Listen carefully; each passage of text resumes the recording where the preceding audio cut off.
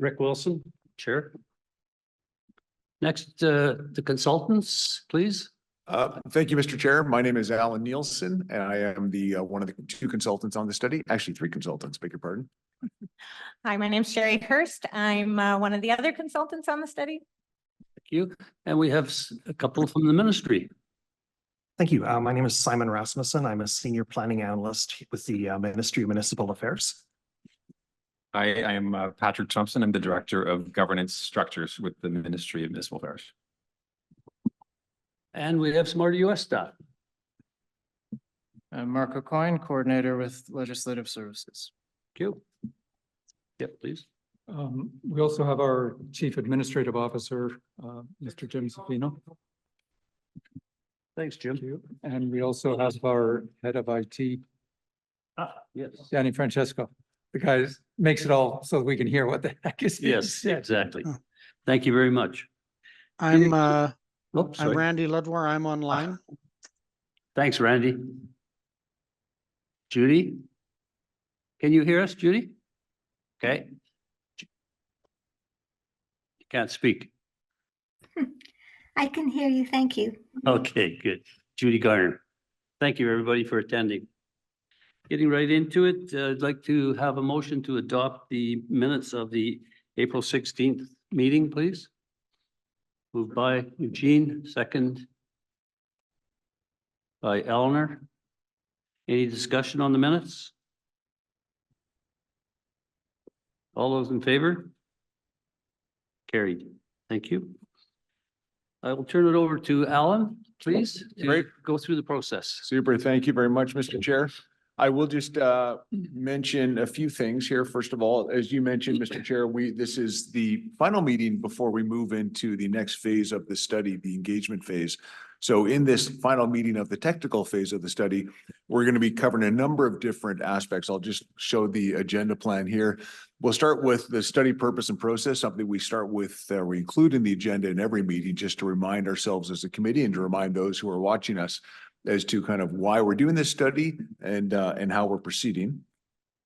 We'll then go back to and talk about local roads. The committee will recall that we dealt with local roads at our last meeting, and we had to put it aside pending some information from the province, which we now have. And so we can deal with local roads and bring that to a close.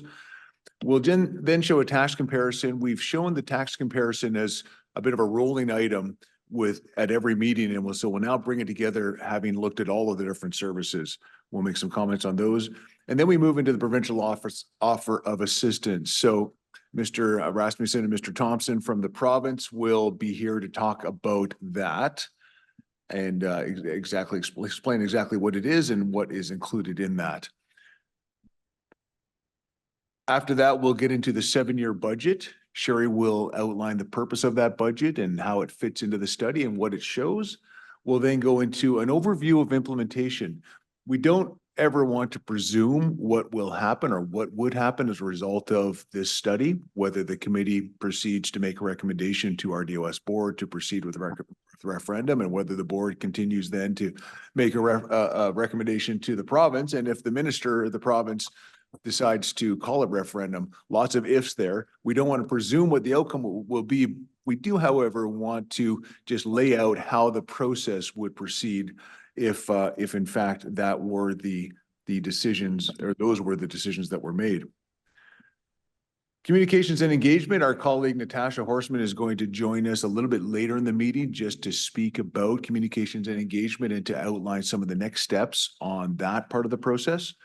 Key dates going forward, picking up from Natasha's presentation on that. We'll talk a little bit about the dates going forward that the committee and the public will want to know about. We always mention, we always allow for, I should say, Mr. Chair, questions from the public, and tonight is no exception in that respect, so we'll allow for that. And then finally, we'll adjourn at 8:30. On the study purpose, as I mentioned earlier, we do like to come back to this particular point at every meeting. So really the study has, why are we doing the study? The study sets out to determine the implications of a decision to create an Okanagan Falls municipality. So what would the decision to create an Okanagan Falls municipality mean to the community in terms of a few things? One is the services that are provided here, the local government services and the provision of those services. So who provides them and how they're provided. Governance, so decision-making, how the governance would change under an incorporation model compared to the regional district electoral area model. And costs and local taxation. What are the implications for taxpayers in the community? Or what would the implications be? The recommendation for the study area, we are within the study area. Every time we do an incorporation study, we need to pick a defined area within which to conduct the analysis. The recommendations the committee will recall for this particular area came out of the previous study that was conducted 2 years ago. The boundary was ultimately set by the Ministry of Municipal Affairs, which is the ministry's responsibility in these matters, being responsible for the local government system of British Columbia. And you can see there on screen the boundary, which we again show at every meeting just to remind folks of where we are focused and where we're not focused. The study really sets out to provide information to electors. So local governance in British Columbia is ultimately a decision of the electors. And so our study sets out the information that the electors here, that is the voters here in Okanagan Falls, would need to make an informed decision on incorporation. And there's two components. As we've talked about the technical analysis, we're in the last meeting of that phase, and then we'll be moving on to engagement after that. Our timeline here, our chart here, which shows the different phases, everybody's seen this before, it's on the website as well. The initiation of the incorporation study occurred in the fall. With the current phase, the technical analysis is now coming to an end. Community conversation, so our engagement will go on for starting next month in June, and we're almost at the end of May, and then moving through into the end of 2024, towards the end of 2024. And then the final report on incorporation we have here is early 2025. We will, however, be getting that done prior to the end of 2024. And then that will go forward with the committee's recommendation to the RDOS Board. That captures, yes, Mr. Chair. I'd just like to acknowledge that Debbie Rose is also a committee member. And also don't forget the Rolling Hills letter. Thank you. Where would we like to put that in, Mr. Chair? I think right after this Okay. phase that you're in now. So, okay, so let me just introduce it now then, if I may. So, not on the agenda because we just got the letter actually late last night, so it was impossible to put it on the agenda. But we did receive that as the committee received a letter from the Rolling Hills Improvement District. Rolling Hills Improvement District, the committee will recall, is a water improvement district, an irrigation district that is located at the south end of the study area. It's a smaller improvement district, smaller water utility with 10 users on the committee, on the utility. We had received some concerns from Rolling Hills earlier about being included in the study area. There were some concerns with respect to the implications of incorporation for the utility itself. And the water in that utility is of a particular type of quality, and the 10 users have invested quite a bit in that system. And there was a concern that they would lose control and it would open up to invite other users in.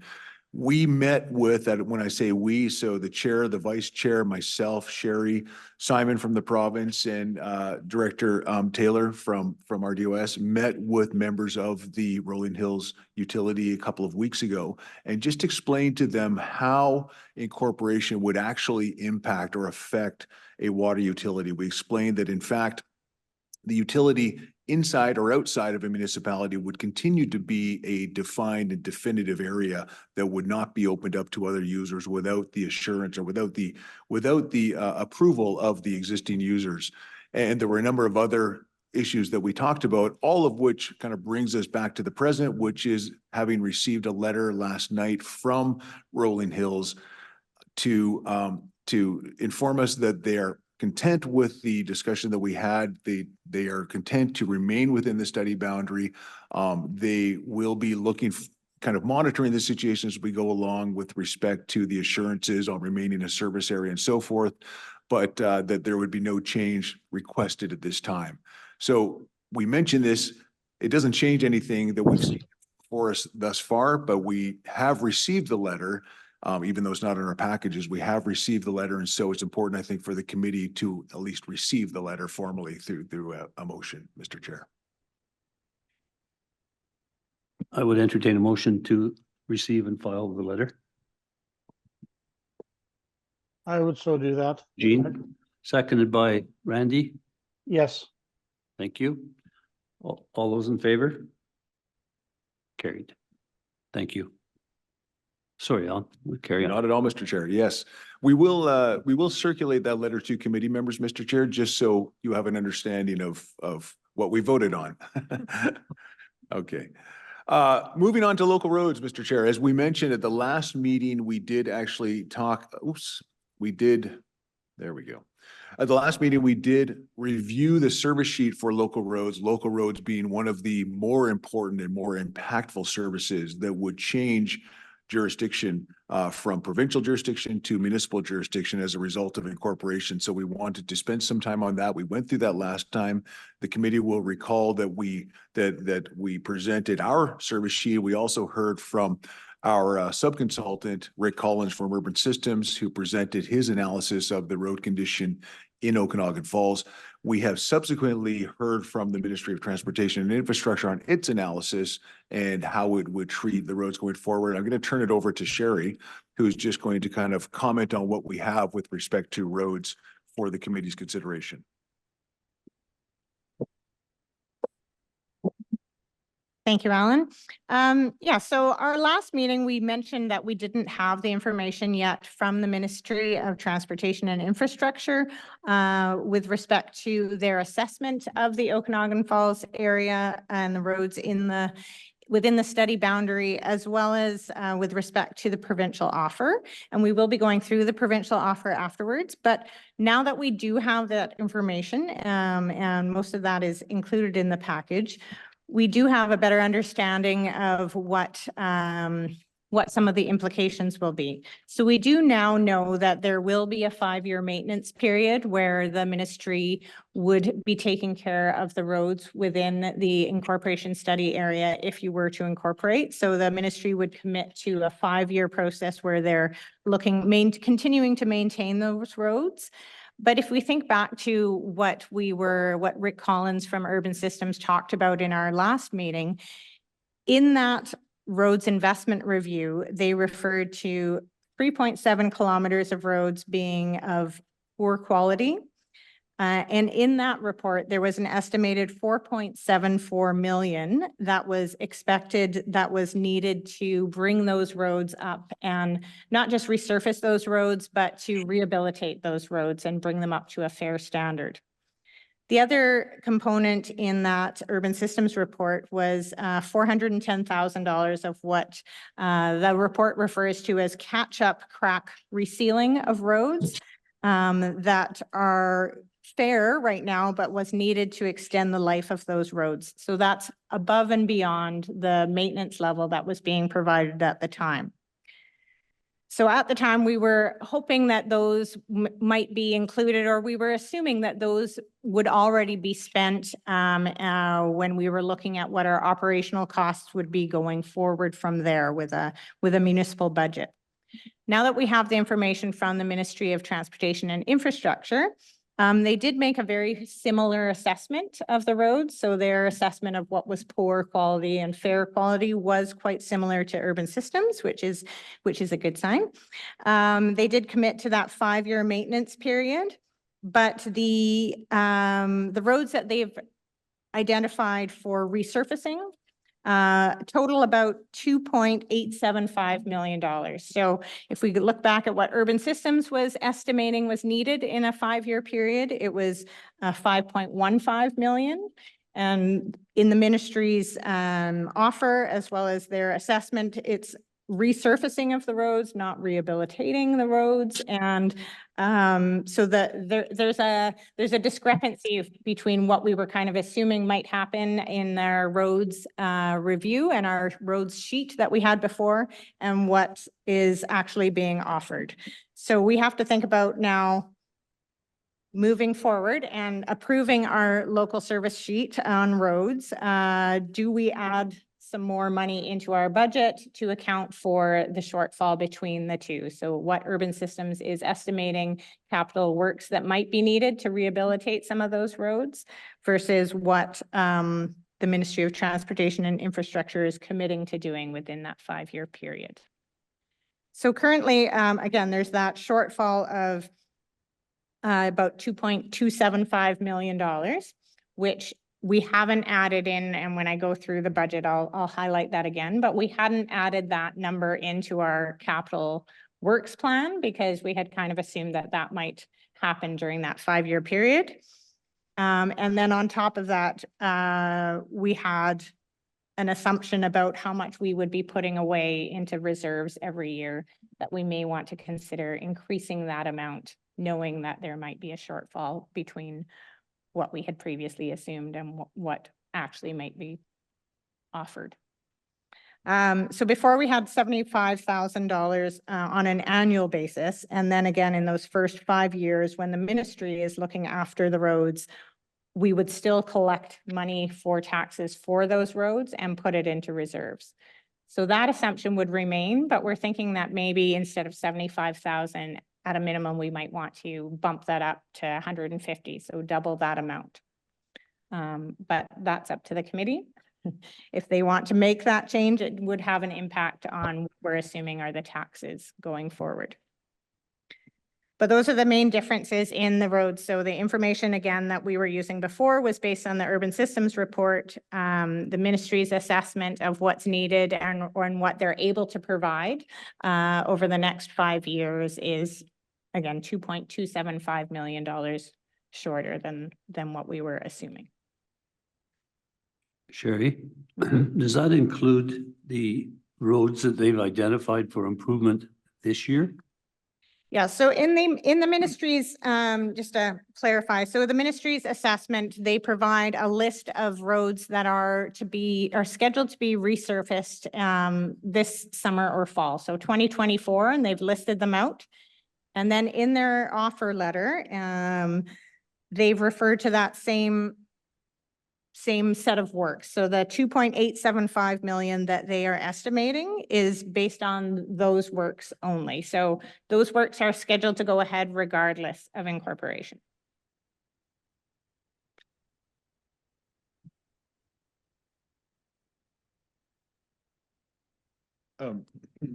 Mr. Chair, just to maybe provide some assistance to the committee as it's thinking about this, I think as the committee consultants, what we would recommend are 2 things.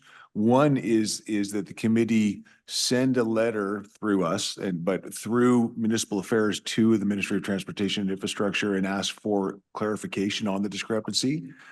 We want to ensure that they understand exactly the discrepancy that we've identified and that they're aware of that as they kind of think about the funding that they're willing to provide. The other thing is for the sake of prudence, as Sherry mentioned, increase that transfer to reserves from 75,000 to 150,000 every year.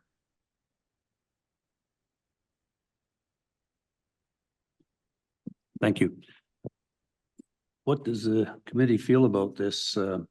Should we send a letter to the Ministry of Municipal Affairs? And if we should, would somebody like to make a motion to that effect? Eugene, second by Calvin. Any further discussion? I think it's very important that we clarify roads. It's a big ticket item. So yes, Eugene. That was my concern, is that when the government does their assessment, they're going to shortchange us. I'll just say the word. That was my concern.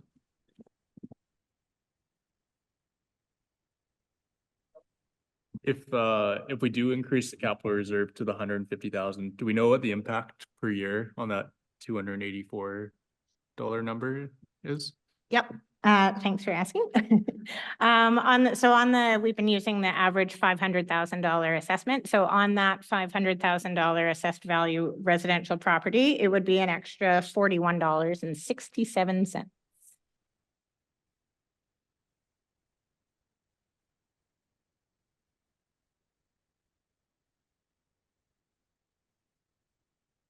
I will just mention, Mr. Chair, as well, that throughout the process, we've been coming back to the idea that we don't like to presume decisions that a future council would make.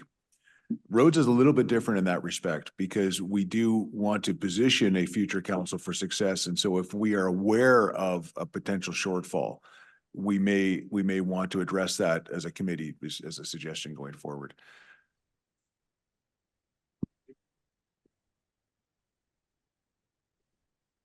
Were you guys expecting that there would be that much of a discrepancy? I don't know that we were expecting one way or the other. We were just relying, first of all, on the urban systems report that was commissioned and just using those numbers because that's all that was available when we first prepared the roads service sheet. Had we had both of those information at the same time, we might have made more of a judgment call and said, you know, maybe it's somewhere in between, but.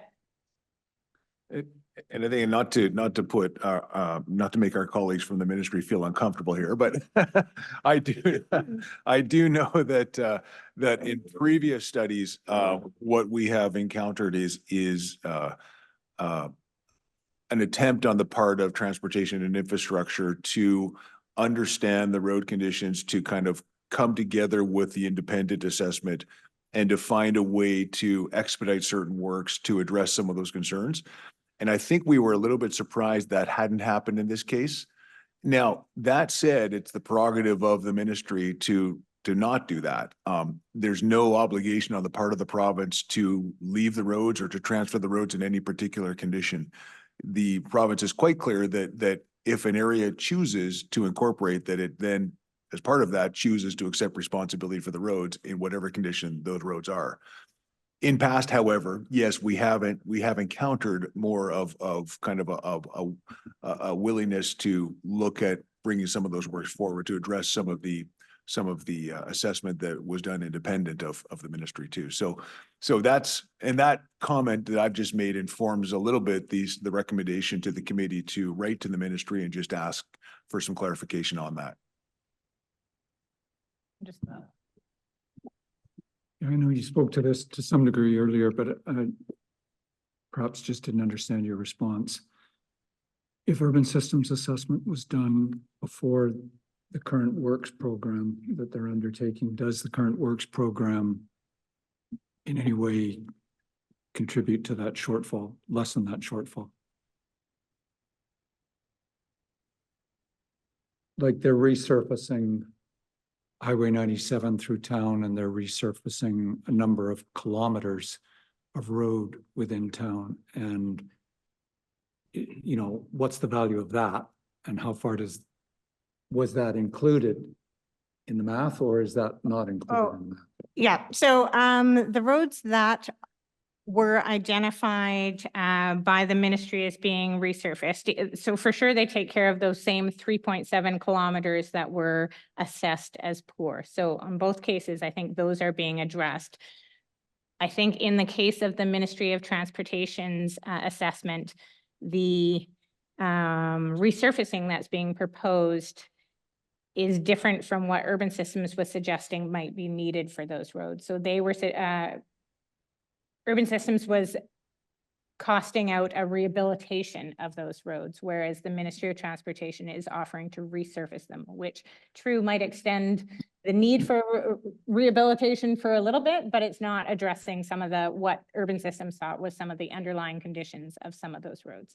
And I will point out also that the Ministry of Transportation's resurfacing applies to much more than just those 3.7. Like I think it's like 8.9 or something kilometers of road. So there is a portion of resurfacing roads that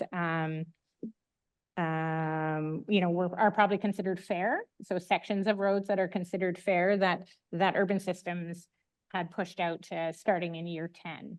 So it would have an impact on those, but I think the gap is more in the treatment that's given to the poor roads. Is Highway 97, I was of the understanding that that will always stay with the ministry. Is that correct or not? That is correct. Okay.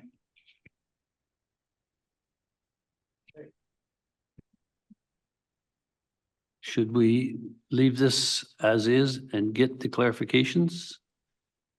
And how would we bring it back to the committee? We could certainly do that, Mr. Chair, and I think that we could bring that back to the committee. We would want to perhaps at one of the early community events, we would want to maybe convene a quick meeting of the committee, because we want to ensure that's open to the public there. And so if we can do that, and then we can bring it back and kind of verify or give the information and then make a decision one way or the other. In the meantime, we can kind of simply treat the taxation, we'll make up two versions, as it were. So we'll be able to move back and forth depending on what we hear, what information we learn, and what the subsequent decision the committee makes is. Okay. That's all. Alan, we could, Rick, you have the ability to, from the chair, to call a meeting, and we could have a Zoom meeting anytime, really. Yep. Yeah, absolutely. We could, Randy. Yeah, maybe. But first of all, we get a letter off to them so they Oh, can for sure. reply. And then once we get a reply, we can absolutely have a committee meeting. And Mr. Chair, maybe just on Randy's point there, that may be a better idea than the one I just gave, because it will allow us then to ensure that the information we send out to the public is accurate the first time and doesn't have to be changed at all. Yes, that's very important. Yes. That may be the most important statement we've ever made. Thank you. Okay, so shall we move on to? We did. Yes. Sorry, Chair, there wasn't a vote on the letter I motion. thought there was. Okay, we'll No. call the question. All those in favor? Aye. Carried. Thank you. Sorry about that. Okay, thank you, Mr. Chair. I'm going to allow Sherry to introduce this next section. As I mentioned, we've been keeping the committee apprised throughout of the cost differences in the two options. And so we've brought everything together using the roads information that we've had thus far. So irrespective of the discussion we just had. So I'll pass this over to Sherry. We've broken the impact table into three different components. Yeah, sorry. So this is something that we committed to at the last meeting. We wanted to make sure that when we were providing information to the community, we were using the most up-to-date information. So previously, we had been basing most of our costs, or all of our costs, on the 2023 budget and financial plan used by the regional district. So with the 2024 one being approved, I think it was back in March, we wanted to make sure we were using the most up-to-date costs. So we left all our assumptions that we had been through, but we updated them with the newer version of the regional district's budget. And so we updated our cost to 2024, and we also updated the assessment roll. So we took the assessment roll information that would be used in 2024 taxes. So we were using the most current information, and we just updated each of the sheets and the costs that were produced in those service sheets. And we just put them all in this table. So hopefully you can see what the differences are. So on the left, we have the ones that we had been using as we went through each of the service sheets. And then on the right, we have the ones that are now the current ones that we will use in our information as we share it with the community. So there are some changes. Some service costs went up. And again, there was also a bit of a change in the assessment base. So that's reflected in these amounts as well.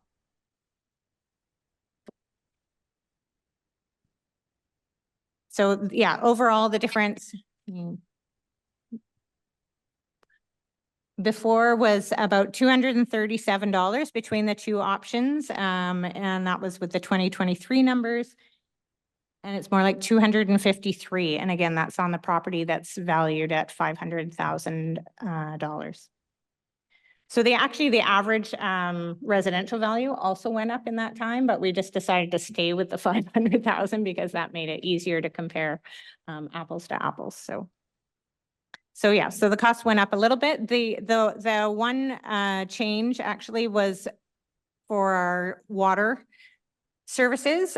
We were previously needing to have an increase based on the municipal scenario in 2023, but in 2024, the regional district had increased their rates to the point where we didn't need to increase them in the municipal scenario. So at least at least there's that. Any questions about, the updates that we had from the 2023 to the 2024 numbers? And then I guess, keeping in mind the question about the roads, so we would add an extra $41 again if we were to add an extra $75,000 to the roads reserve that we just chatted about.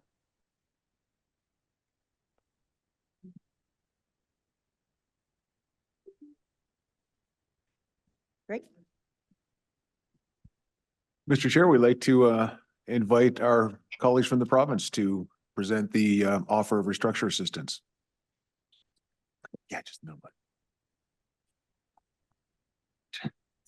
Well, thank you again to the chair and the committee for having us again. My name is Simon Rasmussen. I'm a senior planning analyst with the Ministry of Municipal Affairs in Victoria. I'm part of the ministry's governance and structure branch, which among other things is responsible for managing the local government restructure program.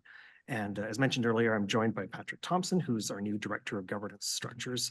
And basically our unit works with communities to help align their governance and their services with the appropriate local government structure. One of the key activities that our branch handles is advising and supporting unincorporated communities such as Okanagan Falls that wish to consider a change in their form of local government. For communities that reach the stage that we're at now, studying municipal incorporation, we coordinate what is called an offer of restructure assistance. It's a conditional funding commitment from the province, and it's designed to ease a community's transition to becoming its own municipality, and to ensure that if voters decide to incorporate, the new municipality is in a good place to manage the infrastructure, financial, and administrative functions now under its jurisdiction.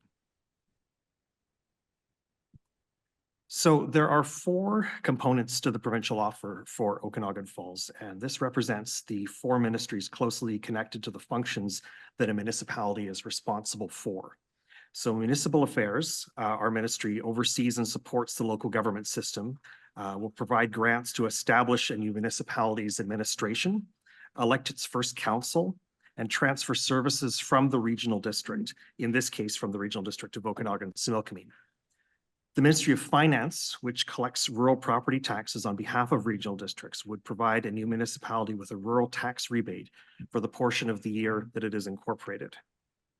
The Ministry of Transportation and Infrastructure, which was responsible for rural roads, as Sherry mentioned, they'll continue to provide for the costs of road maintenance for 5 years after incorporation to give the new municipality time to build reserve funds. And finally, the Ministry of Public Safety and Solicitor General, which provides policing and law enforcement to rural communities, will continue to pay for the full cost of these services. So let's take a closer look at each of these 4 components. So the municipal affairs component is made up of a number of separate grants, and I've tried to organize them by theme so you can see how they would contribute to starting up a new municipality. So first we have support for what we call municipal restructure assistance grants. These include a per capita grant, which is based on historic population and community factors. It's intended for discretionary spending. It might be used to offset immediate costs, establish a reserve fund, or consider developing governance tools like a code of conduct for council. The exact amount of this grant would be further refined based on a final population count for a census conducted by an interim corporate officer, but at $300 per capita based on the current population, it works out to $623,150. The other grant in this category goes to all municipalities with a population under 18,000, which is the Small Communities Grant. Okanagan Falls would receive up to a maximum of $400,000 in the year of incorporation. Now, this comes from a formula that accounts for population and property assessments and is prorated based on the date of incorporation. The year after incorporation and each year following, the municipality would be entitled to a full Small Communities Grant. Just to be clear, the grants beyond this initial one aren't part of this offer, and as I mentioned earlier, they're automatic to a municipality just based on its population. Then we come to pre-incorporation grants. Now, these are important to make sure the new municipal government is fully in place when the day of incorporation arrives. The ministry would provide an estimated $30,000 to hold the election of the first mayor and council. This funding would typically go to the regional district on the assumption that they would be administering the election, since there's no corporate structure in place for the municipality to do so at this point. It's important to provide this funding so that the election can be held before incorporation actually happens. That way, the new mayor and council can take office on the day of incorporation and get right down to business. We would also provide up to $150,000 to fund an interim corporate officer. So for those not familiar, a corporate officer is a statutory position required of all municipalities and regional districts by the Local Government Act. The interim corporate officer would be responsible for establishing the basic municipal administration, such as finding a place for council to meet, workspace for staff, preparing the first bylaws for council to consider at its inaugural meeting, tasks like that. And then ultimately it would be up to the new council after incorporation happens to decide if the interim corporate officer remained in the role permanently. And I wanted to also just mention, although it's not actually part of the provincial offer and it's not featured on the slide here, the ministry does typically provide funding to hold the referendum on incorporation. This is where residents of the study area and eligible property owners who are not resident in the study area would decide if incorporation should happen. I hope I articulated that properly. This usually costs about $30,000, and the money would normally be provided to the RDOS on the assumption, again, that they would administer the vote. And then we have post-transition grants. These are focused on the transfer of functions from the RDOS to the new municipality. There's a planning grant of $150,000. So this assists with them doing things like amending bylaws, updating official community plans and zoning, undertaking special project, and completing a housing needs report, which is required by provincial law. There's also a service transition grant of $125,000, which goes to the regional district. And this aids in planning for the shift in requisitions from the remaining electoral area D properties and helps update service bylaws to reflect whether the incorporated municipality is continuing to participate in those regional district services. And the last thing I wanted to mention in this category is the improvement district conversion. This is $5,000 to convert Rolling Hills Waterworks District into a municipal service. When a new municipality incorporates, improvement districts within the boundary have up to 4 years before they're switched over to being run by the new municipality. However, the improvement district would continue as a local area service, which ensures that under the law, that fundamental changes to the structure of the service, such as who's in and who's out, whether the service continues to exist or amalgamates with others, can only be made with the consent of property owners from the affected service area. So it provides some protection from a new council just deciding to make wholesale changes. And then the last component for municipal affairs is an implementation grant of $150,000. And this supports collaboration and relationship building between a new municipality and First Nations. Specific details and deliverables would be developed collaboratively by the parties after incorporation takes place.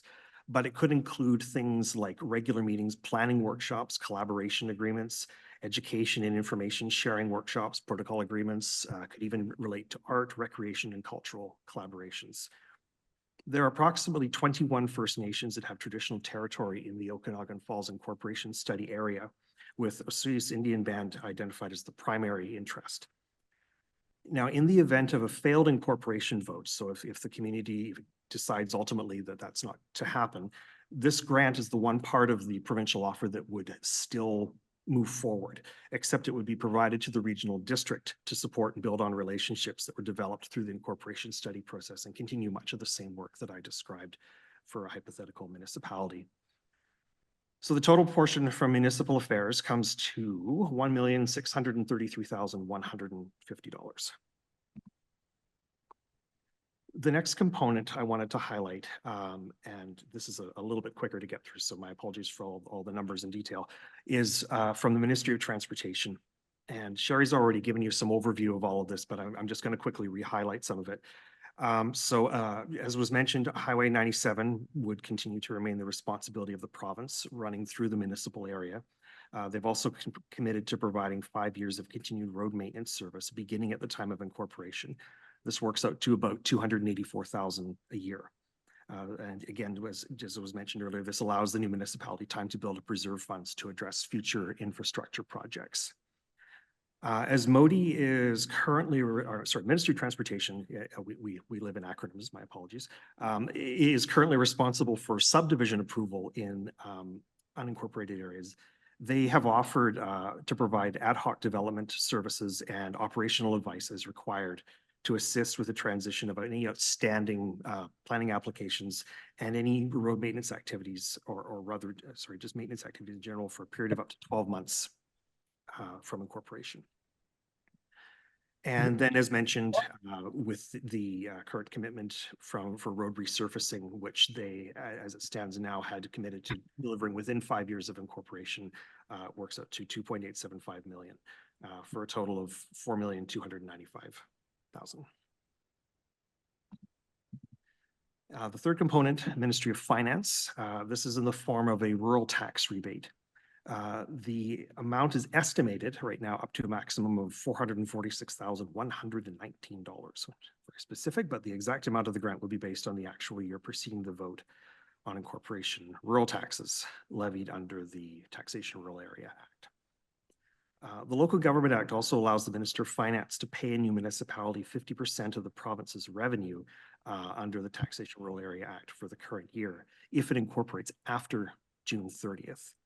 If incorporation takes place prior to June 30th, then 100% of the revenue can be payable to the municipality. And then new municipalities are also subject to receive any taxes in arrears, and any outstanding taxes would also be deducted from this final rural tax rebate. And then the last component from the provincial offer comes from the Ministry of Public Safety and Solicitor General. So as I mentioned, I think I mentioned this earlier. No, actually I didn't. Okay, I'll continue. Under the Police Act, municipalities with a population of over 5,000 provide and bear the costs of policing and law enforcement within their boundaries.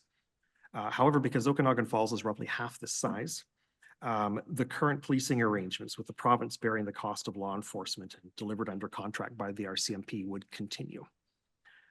Provincial expenditures for police services are partly recovered through the police tax, with the rural tax also collecting a small portion towards policing.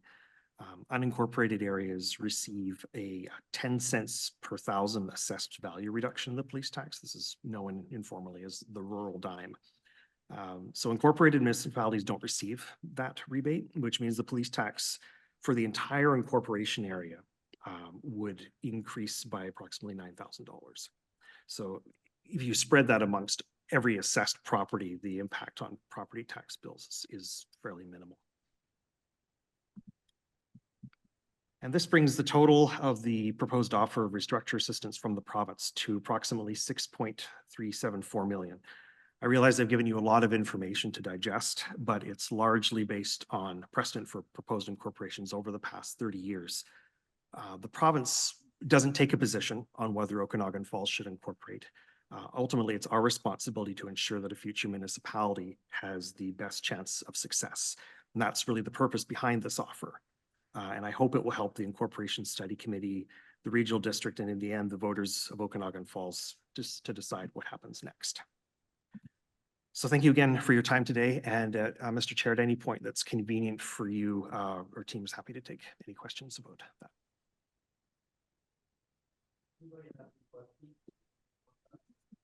I was scribbling away while you were going through that. Can we get a hard copy of all that information? Absolutely, yes. There is a formal letter that's coming from the minister.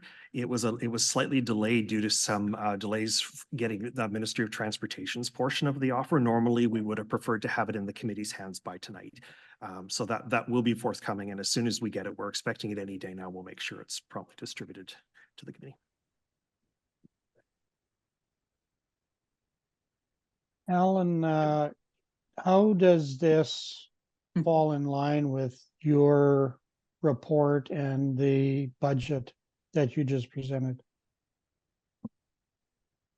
Yes, through the chair. Thanks very much for the question. So all of the information that Simon just presented in the offer of assistance has been factored into the 7-year budget that we're going to see in the next few slides. And that is also reflected in the cost impact sheets that we showed just a moment ago. So everything that is in that document that Simon just delivered in his presentation is reflected in the sheet. So there'll be no changes as a result of the information we just heard. Okay, thank you. Thanks, Simon. So in the offer of assistance, that's a $6.3 million offer over 5 years, over 7 years. Different components of it are spread over different periods of time. And are some of it annual? Some of it is most of it is one time. The bulk of the, I believe actually the entirety of the municipal affairs portion of the offer, with the exception of the small community grants, which continue annually just by virtue of existing, the municipality existing. But the rest of it just comes as an incentive towards startup costs. So the only thing that would be annual is the small communities grant? Yeah, and then the 5 years of continued road maintenance from transportation. But after the 5-year period, it would just be the small communities grant that would continue. So without incorporation, is that small communities grant going to the RDOS now? The small communities grant doesn't, I believe, go to regional districts, does it? I think it just goes to. Sorry. Yeah, the small communities grants only go to municipalities, but the regional district does receive what's called a basic grant, which has a similar purpose, but goes to the regional district, but not, the amounts aren't necessarily related to each other. Jim? On the road part of the grant, does that also include the storm drain? Right now, it would be at a rural standard. And I've had experience in that. That becomes a major issue when I'm getting a nod over there, but it becomes a major issue when you do the road maintenance at the same time you do the storm repairs, and that adds up. Yeah, at this point, that might be something that would be good to include in the letter that you're going to be sending to the district transportation for follow-up. Sorry, one more on the police section, because there'll be an additional fee that the residents will pay for police tax. Will the residents also get credit for the traffic fine revenue? That is a good question. I will follow up on that and confirm with you. Any further questions?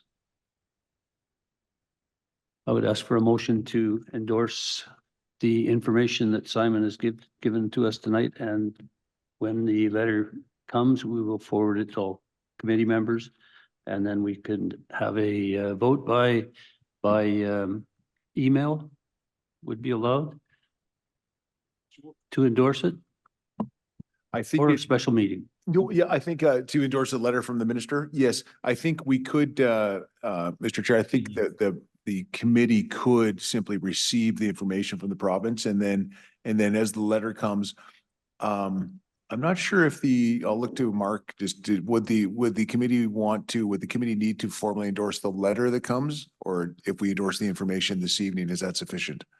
I would think that would be sufficient. Okay, perfect. Okay. So we would entertain a motion to endorse the information that, thank you, Kelvin, second by Eugene. Any discussion on that? Not? I'm just wondering, what do you mean by endorsement? Because We're endorsing. does this allow you to push back further if you so choose?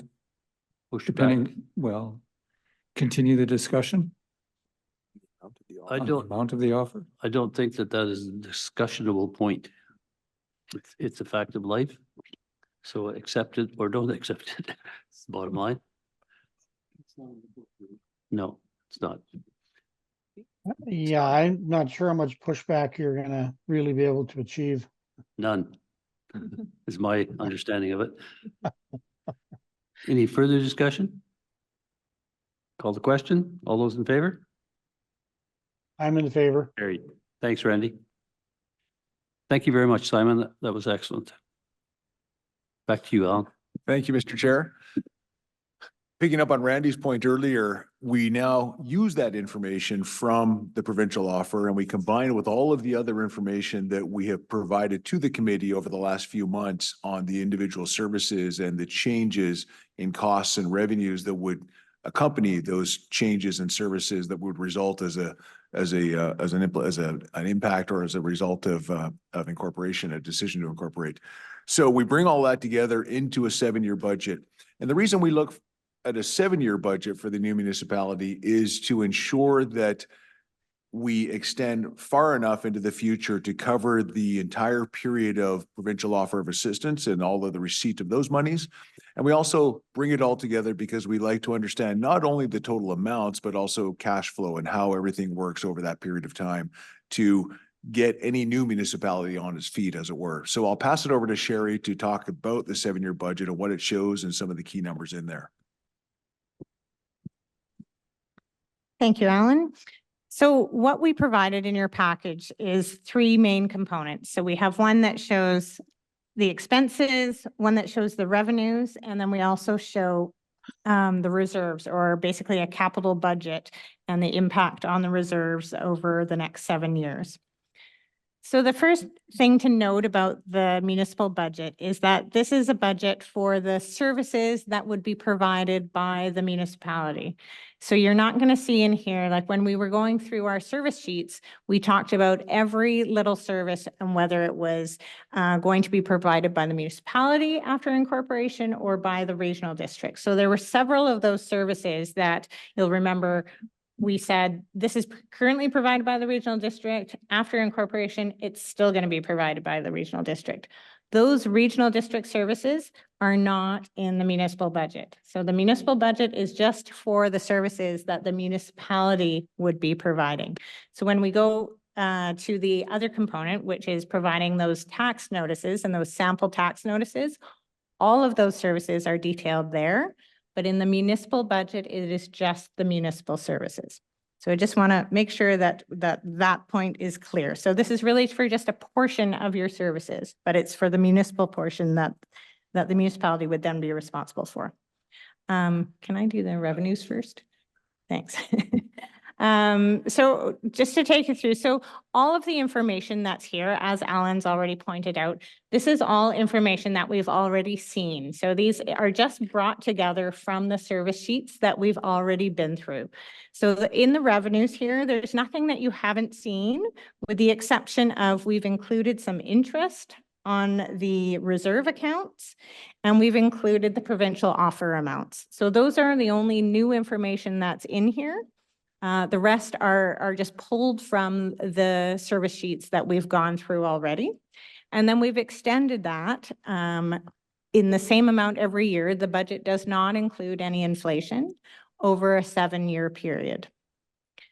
So in the revenue side then, for year 1, you're going to see those transition amounts from the province. So those are the extra amounts that we see added there. And then the only one that we've provided over 3 years was the First Nations collaboration grant. So we've put that over a 3-year period, but everything else we've shown as a lump sum in that year 1. We've assumed for revenue purposes, maybe actually we can go back to, that doesn't, where's the tax? Oh, sorry, property tax. Sorry. Yes, that's the other part of that. So for property tax purposes, and I think I've made this point earlier, but we've assumed that throughout that 7-year period, the property tax that we are collecting is the same in every year. So even though we know in those first 5 years that the Ministry of Transportation and Infrastructure would be maintaining the roads, we've collected the same amount of taxes that we would even when they are not looking after the roads, so that we can build up those reserves for the roads. Because that's the one service that when we are transferring it, like all the other services already exist, and when they transfer to the municipality, they already have reserves attached to them in some cases. They're already established services. The roads is really the main service. That this is a brand new service. We don't have a reserve established for it. It's new to the municipality, so we really need to build up a reserve reserve. And if we're going to provide the service ourselves, we have to buy some equipment and we have to prepare and build a salt shed and like get some things together that are going to take some funds over that first 5-year period. So we've assumed one tax rate that is the same across all 7 years. So that's a key assumption in our budget here. The other is, and I just talked about reserve. So as we've gone through the service sheets, you'll remember that for each service, I would talk about the reserve accounts that exist for those services. Sometimes those services like Okanagan Falls Water or the sewer service, they're only provided to the study area and they're contained within those boundaries. When those services get transferred, so do all the reserves that belong to that service, because that's a service that's now going to be a municipal service. It's not provided to anywhere outside the boundaries of the study area. So that whole reserve where they exist would transfer over. In other cases, we had services like economic development, where right now it's provided to all of Area D. So if there's a reserve associated with that service, only a portion of it would transfer over to the municipality. So it would be based on what the assessed value is, the assessment, and so it would be the rest of Area D would keep their portion and the Incorporation Study area would take a portion of that. So we've made those assumptions when we've transferred over any reserves that exist. Now we have taken what's in the budget now. So for going forward for 2024, we've looked at what the capital plan is for the next year and kind of looked to where we'll be for those reserves at the end of the year to try and assume where we'll be at that point before we've done those transfers of reserves. But the reality is some of that money might be spent in time. Sometimes it isn't all spent as planned in the capital budget. Sometimes more is spent. So we don't actually know what those reserves will be when they transfer over, but that's what we've used to make our assumptions is where are the reserves now, what's planned for 2024 in terms of capital projects, and where is it likely to be at the end of 2024. So that's the assumption made there. We've provided information on the utilities as well. So utilities, because they're just specific service area, and we talked about this with Rolling Hills earlier when we talked about their letter, but for Rolling Hills, the Okanagan Falls Water, Sun Valley Water, as well as the Okanagan Falls sewer areas, these are services that are only provided to a subset of the municipality or of the study area. And they would continue to be only provided to a subset, and they're paid for by those users only. So they would not become paid for by the entire municipality just because they're services of the municipality. They would still be paid for by the users only. So they're self-funded utilities basically, and that would continue. And we've assumed that continues throughout the 7-year period. The only thing we have put in, because we haven't included inflation, but we have included water rates rising for Okanagan Falls Water in particular, because of the amount of projects that are undergoing right now and planned in the capital budget. The RDOS has already planned for increases in rates, and so we've mirrored those increases in our budget.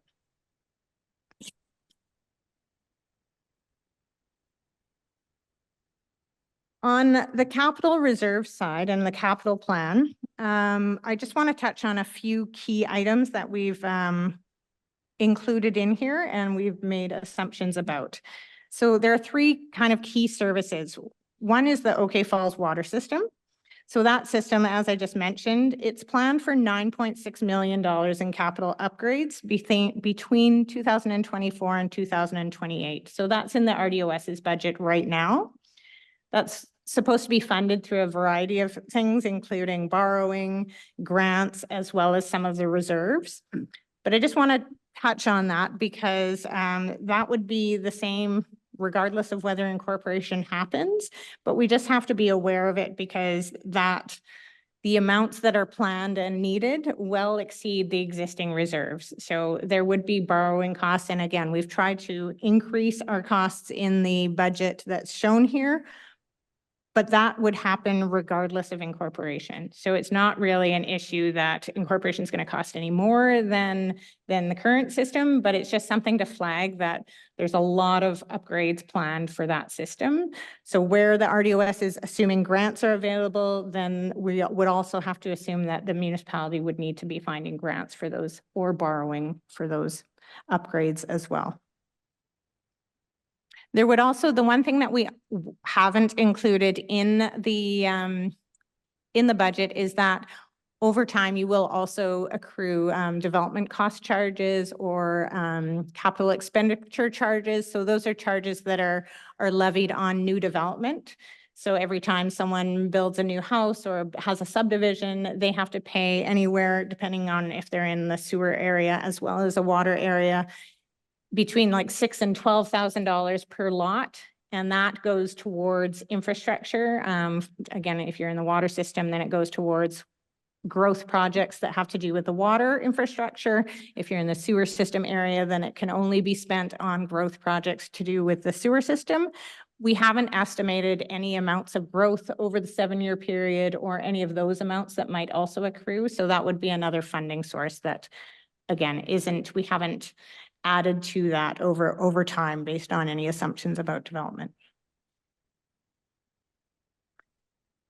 So the other services, I mentioned the water. Another is preparing for having the road service. So there's equipment that needs to be purchased if you are going to provide that service for yourself. So you need to establish basically a public works department. Two of the most important things are having a salt and a sand base and having a shed to keep that in so you can conduct the road maintenance. So there are costs associated with establishing a department, acquiring the trucks and the equipment, and having those sheds established. We've put in the capital budget, and we put it in year 4, I believe, under the roads reserve. We've put in an amount of about $2 million. So we've looked at other communities and what they've spent on it and talked to a consultant about the costs of establishing a small public works department and have come up with an estimate of about $2 to $3 million. So we've put in $2 million to plan to prepare to take that service on in year 6. So that's shown in the capital budget. And then the other major item, again, that we've talked about already tonight is roads. And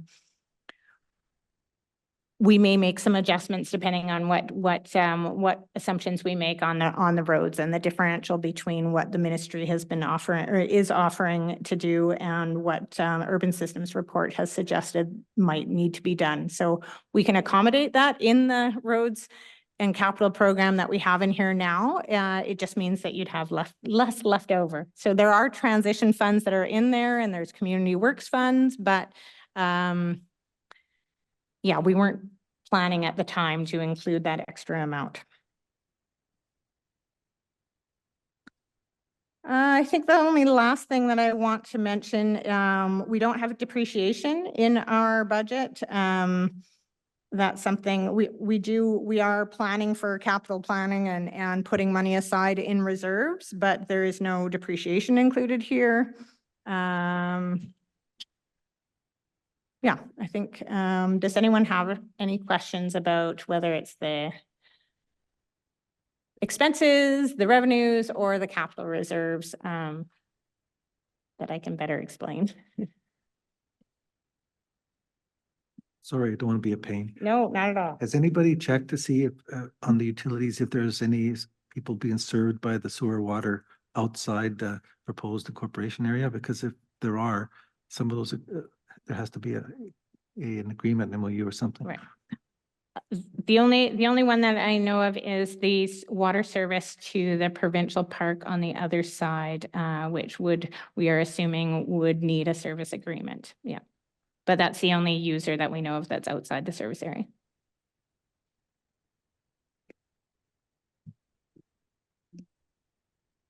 So after all is said and done, last meeting you had indicated that we're probably up 9% from the RDOS tax roll compared to the incorporated tax roll. Is that still around the same number? Yeah, and we can we'll go through in a few minutes, some of the sample tax notices, and you can see Okay. the differences at different, different types of properties and different, values of properties. But, yeah, the numbers haven't changed. Well, they've changed a little bit with the 2024 update, but not significantly. Okay, sorry for jumping ahead. No, that's okay, Randy. I'm reading from the back of the book. Can you just touch on the sewer reserve? It basically stays at zero the whole time. Is that fairly standard? Or if there were infrastructure upgrades needed, would that drastically impact that? So the sewer reserve, yeah, basically we're looking at, because they've had so many recent upgrades, or by the time we're assuming it gets taken over, like there's just been a bunch of work that has been planned and undertaken. So that is why the reserve is so low right now. We have been able to accommodate the projects that are included in the capital plan that are currently in the RDOS capital plan for sewer within there. But yeah, as you see, like there's not a ton left over. Is that ideal? No. Might you also have development cost charges from the sewer program? So yeah, I mean, if you were to have 10 houses a year, that's like 60 grand a year that then would start to feed into that. If you're not having development. So yeah, if there's more projects coming, then yes, you would need to plan accordingly, but a lot of the work has just been done. So that brings up a good point. If there was some development, let's say 40 or 50 units, housing units were added to our system, what is that going to do to the sewer and water system?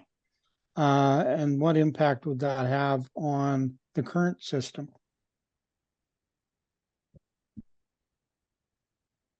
Well, I'm not an engineer, but I mean, it would mean that, so DCCs are one tool that you can use that developers, as they develop, they pay towards future growth related projects. If you need to upgrade the sewer as a result of growth, you can use those funds toward that.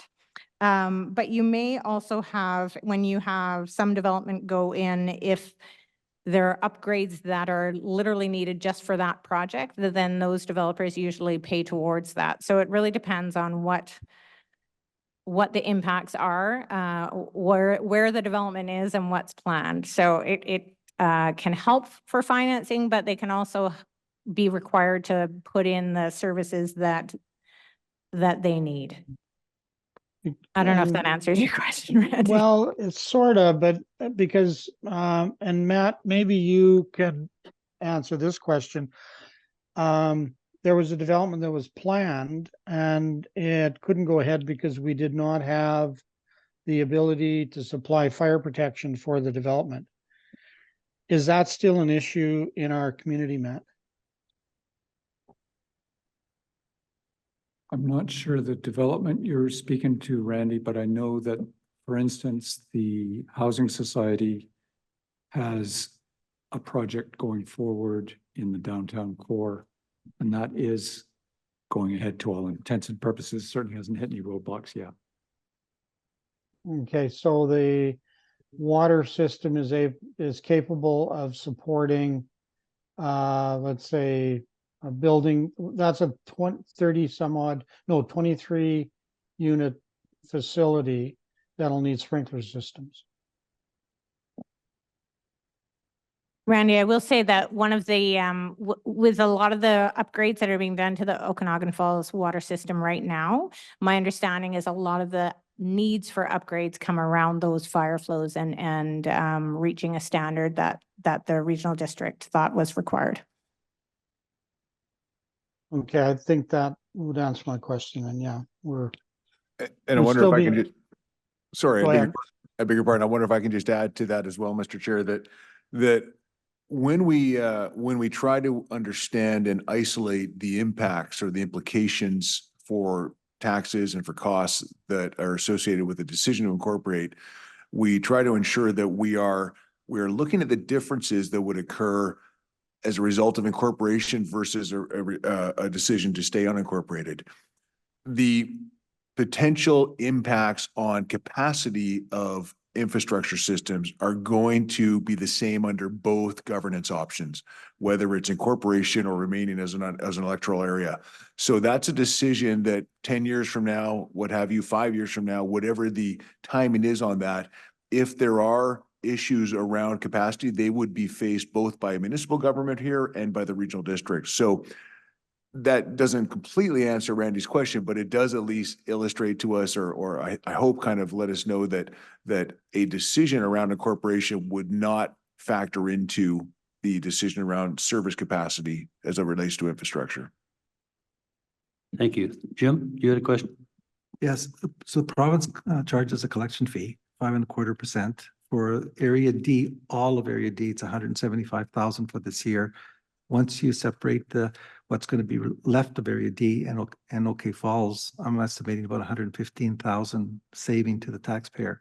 Has that been taken into account? So when you said that 10+% tax increase, has that been taken into account, the percentage decrease that the taxpayer is going to have? Yes. That's the quick answer is yes. We've done the calculation for the surveyor of taxes fee, and when we go through our sample tax notices, it's shown on there as well. Yeah, just quickly going back to Randy Ludwar's comment about the infrastructure that Alan did address, and that it's the same both ways, but there is a $6.9 million investment between sewer and water. So that should bring us up to par.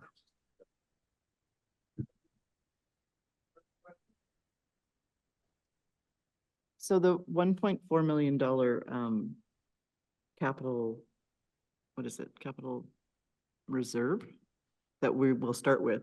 We have that now? Like, where does that come from?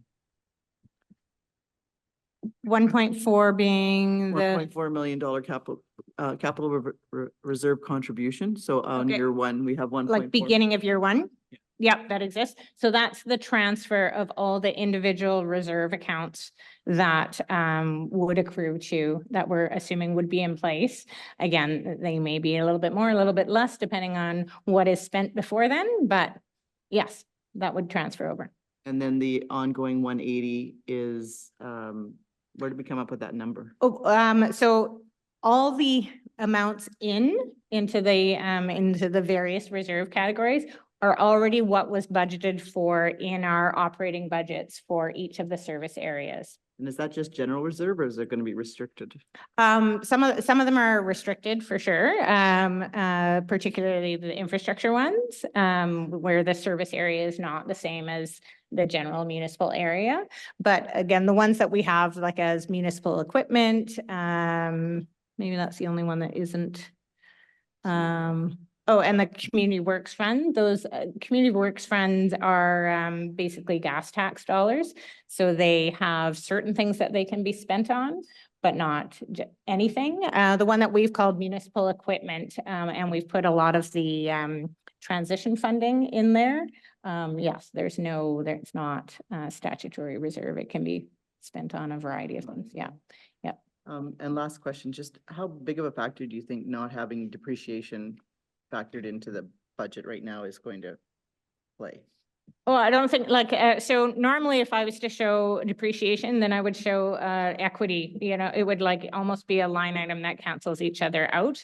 I mean, the only way that I'd be showing depreciation normally here is in effect planning for the replacement of vehicles. That's already kind of built in here. We do have contribution to those kind of things through the RDOS when that's what they would have in their budget there, but they wouldn't normally show that either. So we're using sort of the same principles that they would use. But yeah, if I was to show depreciation, then I would also need to show the change in equity, and yeah. So we don't need to show depreciation on infrastructure? I don't, I mean, other than sort of showing it as planning for the replacement of it and starting to save for it. I mean, we've shown it in effect by putting aside reserves towards those projects. But yeah, just not labeled it depreciation per se. You're mainly talking about the balance sheet. The depreciation on the balance sheet is one thing, but transfer to reserves on the income statement is essentially funding for the assets. And that's how the regional district does it. And most municipalities do that also.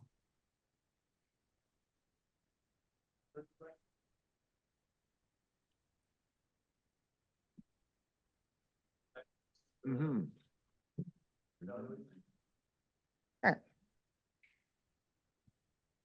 Okay, we appreciate that we put in your package a number of tax notices that are probably so small as to be unreadable because of the level of detail that we provided. So this is the Coles Notes version where we've just taken out some of the rows and just included the summary detail. But what we've provided to you essentially is a tax notice that shows the incorporation option compared to the RDOS or Area D option on two sides. Services down the left, some of which are, again, those municipal or local services, which is what we've been concentrating on. But in our tax notices, we've also shown the school and the hospital and the BC assessment and the municipal finance authority taxes, the same taxes that you would normally see on your tax bill. So we've tried to kind of mirror what you would see in your tax bill. So we've provided this not only for the $500,000 average residential assessment that we've been using throughout this process, but we've provided for different property types. So we've provided a number of different values for residential buildings, like everything from 150,000 to, I think one was 2.2 million. And then we've also provided a business property, an industrial property, and a farm property.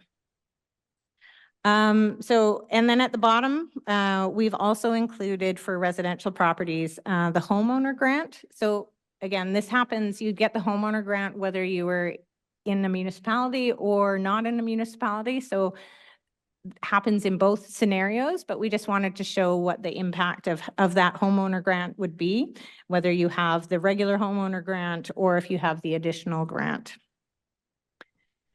And at the end of the day, is there 500,000, right? Yes. Yeah. So again, we've been using that $500,000 as a sample throughout this study. So the impact of incorporation using all the information that we had here in the budget, not including the extra amount that we may add to the roads, but was $253 on a property valued at $500,000.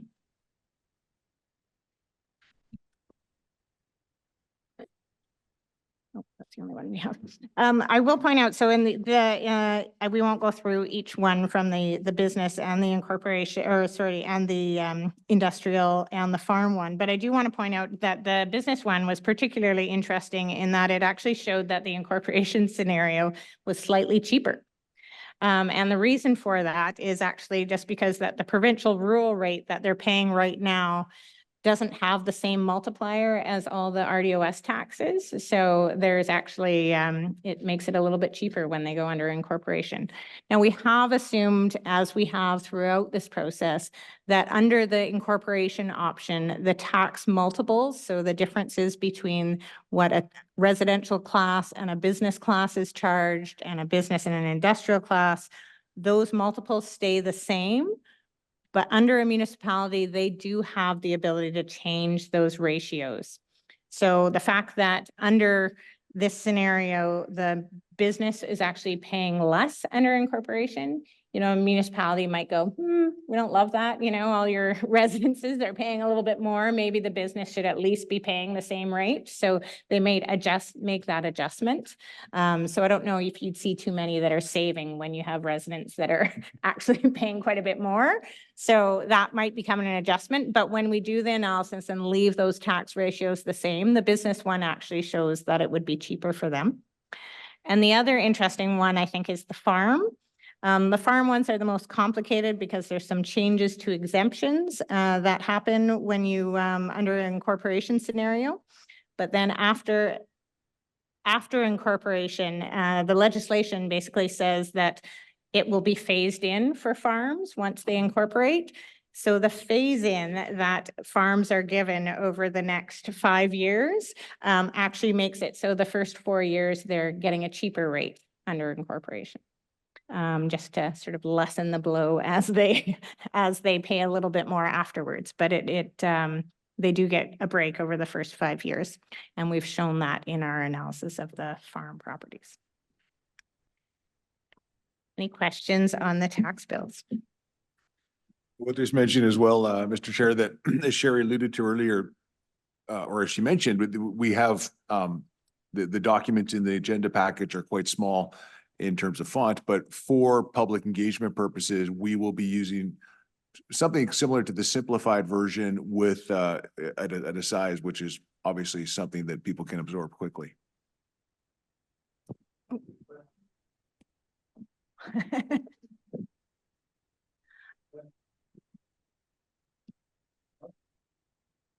Yeah, and I will say one of the tools that we have developed, it's just a matter of how we put it on the website too, is that it may just be a spreadsheet that you can download. You enter in your assessed value, and it'll just kick out what the impact would be. So yeah, it's pretty good. Yeah, That's sweet. look forward to that. Yeah. Yeah, Sherry's quite proud of that one. Thank you, Sherry. That's awesome. Do we need to acknowledge this in any way? I think it would be good, Mr. Chair, just to receive the information or to endorse the information of the 7-year budget and so forth. Thank you. Motion to endorse the 7-year budgets as presented. I'll Debbie? make that motion. Randy, thank you. Any discussion? All in favor? Carried. Thank you. Going on to implementation overview. Thank you, Mr. Chair. I'll move through this one fairly quickly. You see in your package there, we've got a draft implementation overview issue sheet. We always list them as draft because we wait until the committee has had a chance to review it and to endorse it, and then we take draft off of them and put them online. The most important part of this sheet, I think, is at the beginning in the yellow box in the second paragraph, which says that this overview sheet provides information on what would happen if a referendum were to proceed, not because it's assumed that would occur, but to provide information to the committee and residents on the process to expect if that direction were ultimately recommended by the committee and RDOS and accepted by the province. So again, just to emphasize, we are not presuming any particular outcome. We're simply saying what would occur if that outcome were to be the result. In the document, we talk about the next steps in the study. We mentioned that we are moving into phase 2, which is the engagement phase. And at the conclusion of that phase, the committee will make a recommendation, which will go to the regional district and ultimately to the province. If based on that recommendation, the province would determine, the minister will determine if a referendum is to occur, and if that does occur, then people who are within the study area, and that's the map that we showed, of course, right at the outset of the meeting, would be eligible to vote on the incorporation option. One of the points we make here is that, and this is something that we'll emphasize in our public materials as well, and that is that there is no minimum number of voters within the study area to determine the outcome of any question in a referendum. So in other words, if 10 people show up to vote, and 6 of those people will determine the outcome for the community. So one of the reasons we really try to engage with as many people as possible is not only to help people get informed about the options, but also to make sure that they do vote if there is a referendum. The document goes on to talk about who's eligible to vote. It's very similar. In fact, it's identical to a local government election. So property owners, residents who live in the study area. We've also got non-resident property owners with the same rules that apply to local government elections. And we have restrictions on people who are ineligible to vote. And again, the same rules that apply to every local government election. If the majority of electors in the study area were to vote no to an incorporation option, assuming that a referendum were to occur, then nothing would change. Okanagan Falls would remain part of Area D. If a majority of the electors voted yes, then there would be incorporation, and the first thing that would happen is letters patent would be developed by the ministry. They'd be drafted by the ministry. Letters patent really kind of set out the structure going forward of the municipality, the services that are going to be transferred over, and a number of other documents, other pieces of information as well. One of the points that would be included in the letters patent would be the idea of setting up an interim structure, and Simon mentioned that in the funding documents, but also to put in place an election for a council, an interim council, an inaugural council to be in place for the last year of the current electoral term before the October 2026 general local election. Does the committee have any input into the letters patent? The ministry historically drafts letters patents, send them to the committee, and provides them to the committee, takes any input from the committee that the committee may have on the information in the letters patent. The kinds of things that the committee may want to have some input on and provide views to the ministry on are things such as any transitional provisions that the committee would want to consider based on to deal with governance. And so different committees, to advisory committees, a recreation advisory committee we noted in our recreation sheet, because as the committee will recall, the recreation service would extend beyond the boundaries of any new municipality to include the existing service area. So we would want to provide a mechanism, a committee, to allow those users to continue to influence decisions.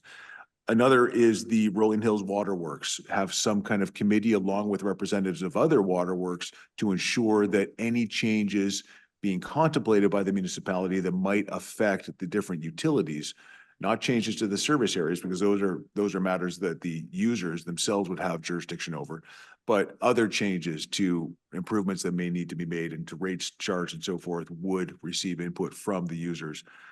One of the other points then would be municipal classification. Is it a village? Is it a city? Is it a town? Is it a district? Those kinds of things. For all intents and purposes, all are the same in the sense of they are municipalities, incorporated entities under the Local Government Act, or under the community charter, I should say, as a municipality. But we talk about that in the document. The size of council as well, there'd be some input on that, and there'd be some consideration given there. It would either be 5 or 7. We've anticipated for the purposes of analysis that it would be a 5-member council, so 1 mayor and 4 councilors. Moving on then, we talk a little bit about, that's all we talk about. Okay, so that's it.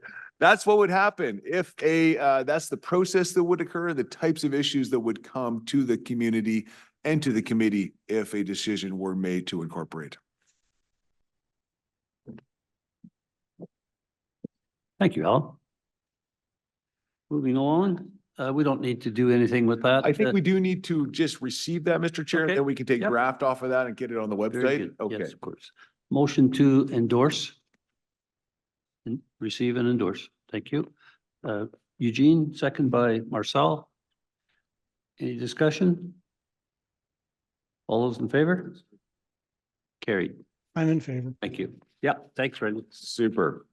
Okay, Mr. Chair, we're going to go back. We're going to talk now about communications update, and happy to have Natasha Horstman, our intrepid communications and engagement expert, with us. Are you there, Natasha? Hello, good evening, everyone. Excellent. Can you hear me all right? We can hear you just fine. Yes, I'm going to see. Okay, Are you, great. is your camera on by any chance, or is that, oh, there we go. Thank you for the Now we reminder. see you. Okay, Yes, lovely. okay, Okay, great. over And to you.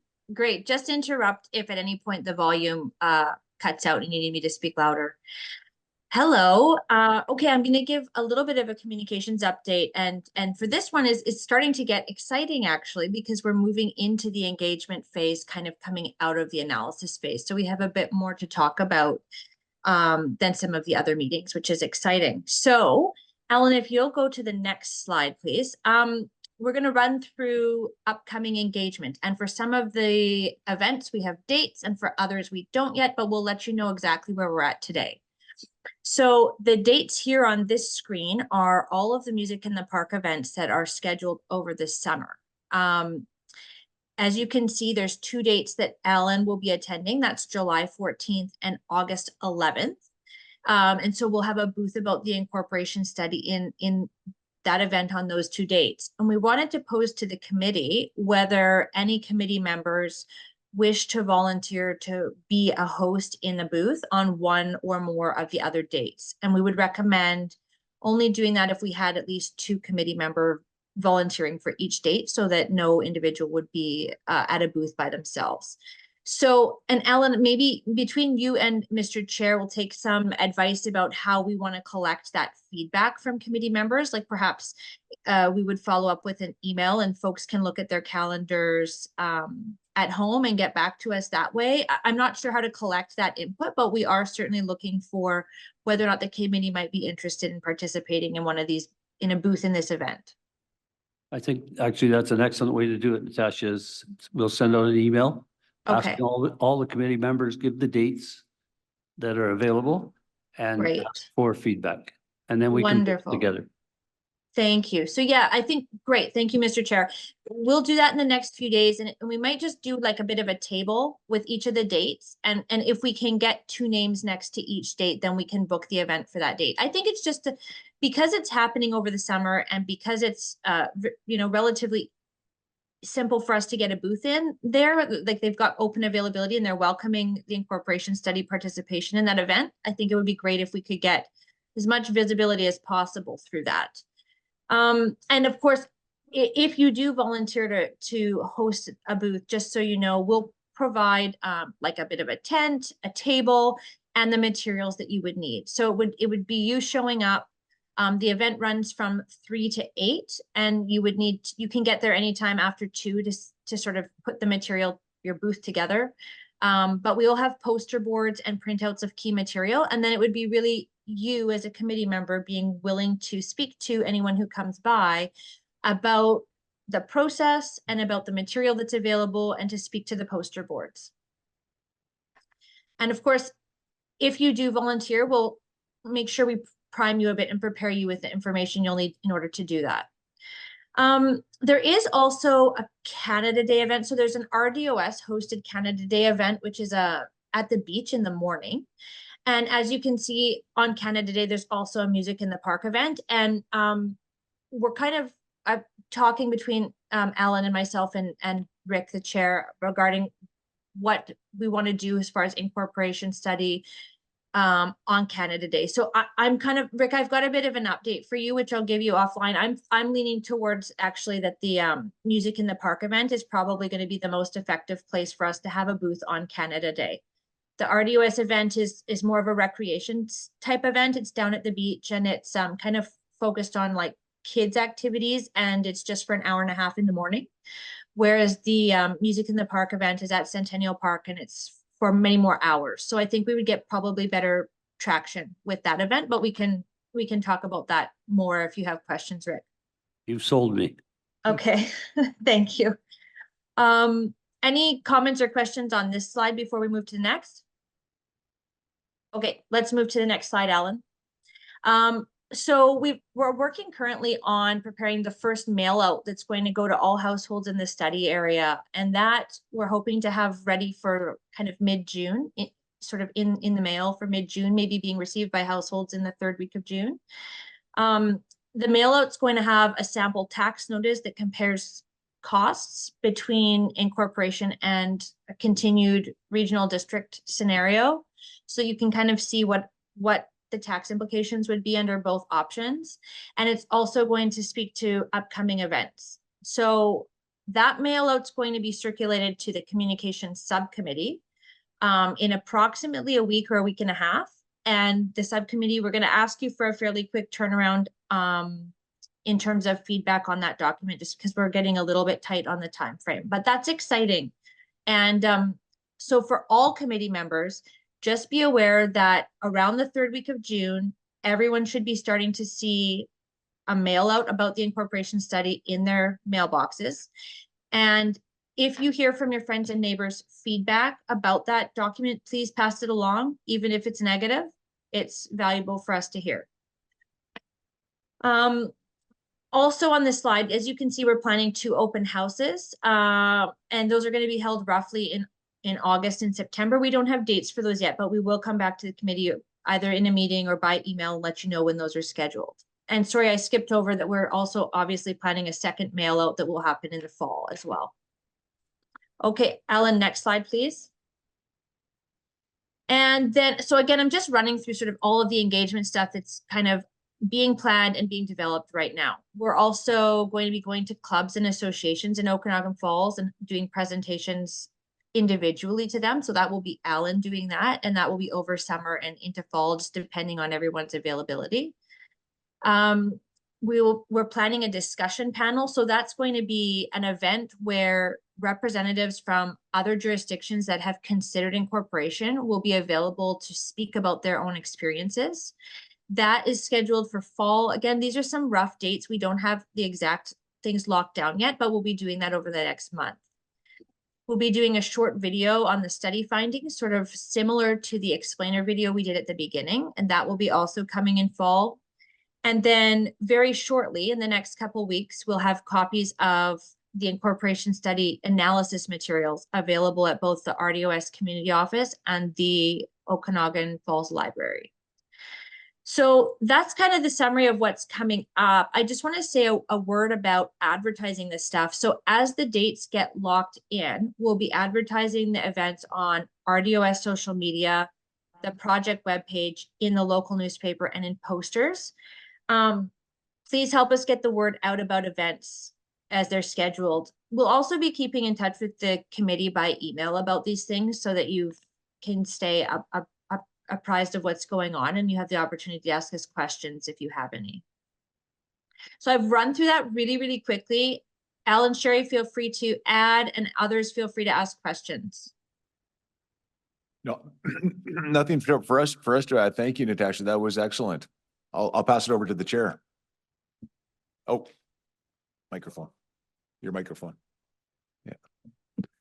Anybody got any questions about it? It's a pretty straightforward process, I think, and look forward to getting on with it. It's our opportunity to take all this information we've gone through ourselves and get it to the public so they can make informed decisions about whether incorporation is a good idea or a bad idea. That's really what we're here for. So having nobody want to jump up, Natasha, thank you very much. Thank you, Mr. Chair. Thank you, Natasha. Over to you, Mr. Chair, for questions from the public. Yes, let's open it up to the public. I would ask that anybody who has anything to say or ask a question about, you identify yourself by name and whether or not you are in the incorporated area study area. Thank you.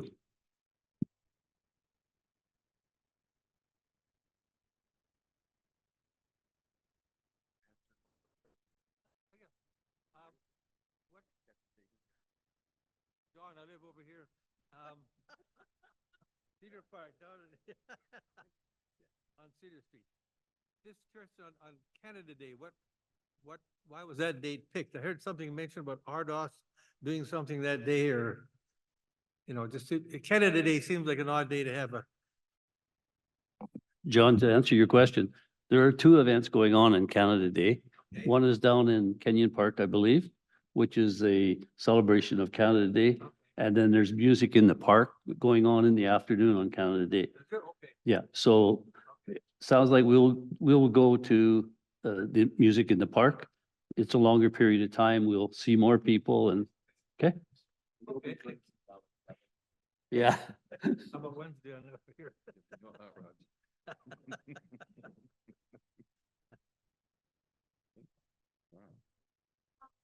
like to say we're very impressed with all the work you've put in. We come in from Calgary, and we live in red roof condos over here. Yep. And it's very impressive what you've done.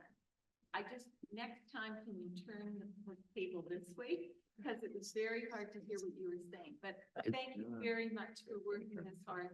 We really want you to incorporate. We think it would be great for you. Okay. So we'll help any way we can. Thank you. The reason we're set up this way is so we can see the screen.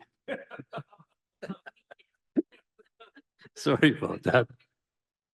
Sorry. It's all right. Okay. If there are no further, oh, sorry. No problem. I can come up here. I'm Ruth and I live on McLean Creek Road. And of interest to me in the, back to the Ministry of Transport road report that we received, is it seems to be a discrepancy in the distance of roadways that they are counting versus what Urban Systems counted by about 7 kilometers. That might be something worthwhile to look into, and you may want to include that in your letter.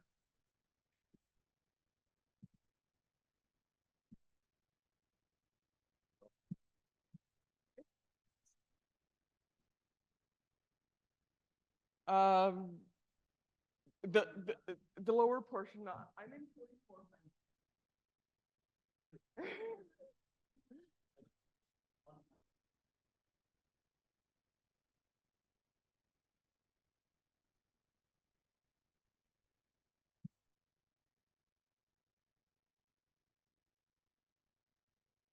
Yeah, well, I think there's 2 different distances.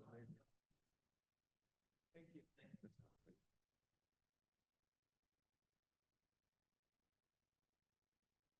I'd like to say thank you to the public who have come out to all our meetings. It's been most informative most of the time. We've gone through a lot of information. And I commend the committee for going through all the stuff that we've gone through in the last 6 months. It's been a real exercise. We've gained a lot of information about it. And I think that the most important part of this whole exercise is that we're going to take information to the public that is fact, not fiction. So thank you very much for your patience. Thank you for putting it online. We finally printed it off. We got about 40 pages of paper. I have a question. My name is Heather Jackson. I do live in the area. My mom and I are homeowners. I think you were being facetious when you said that if only 10 people come out and vote, 6 of them will decide. You're being facetious about that, right? Well, I was being, Is there going to be a minimum amount of people required to? no, vote? no. So I would be very surprised if there were only 10 people. Me too. But my point in saying that and using that extreme example is that it is the number of people who come out to vote who determine the answer. I guess you could say it's a simple majority, right? Exactly. And I think Simon's going to chime in on this too. Yeah, and I think that's partly why even despite the referendum, the ultimate decision lies with the provincial cabinet. Because if only 6 people literally showed out to vote, I think they would look at that and say, this is not a satisfactory response. Even though we don't have a firm litmus test for what is a satisfactory response, we've never seen anything in that stage of it. Typically, when we approve funding to advance studies to another stage like this Incorporation Study, we're looking to see that the previous stage had sufficient engagement. In communities, for example, there was a community in the regional district of Nanaimo recently that had a governance study, which is kind of the precursor to this one. And they had a fairly low turnout in the public in feedback portions of it. And so the ministry was unable to approve the request to go straight to an incorporation study. We had them do some further work to make sure that they could demonstrate that there was enough groundswell to continue. So hypothetically, given that we've done all this work so far, that shouldn't be an issue. Okay, so I know, now Matt could probably correct me, but I believe there were less than 1,000 votes for the RDOS director between Matt and Ron Oberick. So are you saying that okay, let's say I'm just going to throw a number out there. Let's say there's 3,000 people come out to vote. Is the final decision the residents of OK Falls and what we decide, or is it the government? Well, it would be highly unusual for the government to not act on the vote of the residents. But there is that safeguard there in case there were any really extreme situation where, as you say, only 6 people showed up or something like that. Or, the vote needed to be delayed or it's hard to think of hypothetical situations that would fit to that. But I mean, the provincial cabinet ultimately would be looking to the community to see what to do next. I've been on this earth long enough to know that the government sometimes does whatever the hell they want to, regardless of what the people that elected them say. May I make a comment, Mr. Chair, in response to that? Thank you. Yes, I think it has to be remembered that, and we made this point at one of our earlier meetings, that in Canada, under our constitution, every provincial government is responsible for the local government system within its province. British Columbia is one of the few, if not the only, provincial governments or provinces that has taken the approach now for over 50 years, a longstanding policy, to the approach that questions on local governance will be determined by local populations. That's going back to Simon's comment. Then the province is always going to be guided by the decision of the local population. There has to be always kind of a caveat there that the province needs to keep, depending on what circumstances may occur, because the province is the one that is legally responsible for that local government system and determining what that looks like. So while our province, unlike every other province in the Federation, has said we will listen to local populations, there still has to be that caveat that the province is responsible at the end of the day for that decision. Is this on record?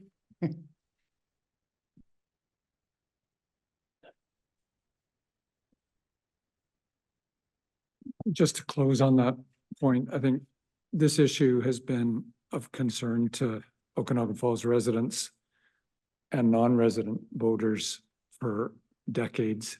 I think it's probably between the director and taxes, it's the most I'm not polarizing issue, but topic of interest. And I suspect I'll be quite surprised if we don't have quite a strong turnout for this issue. That's making an assumption it's going to get that far. Totally.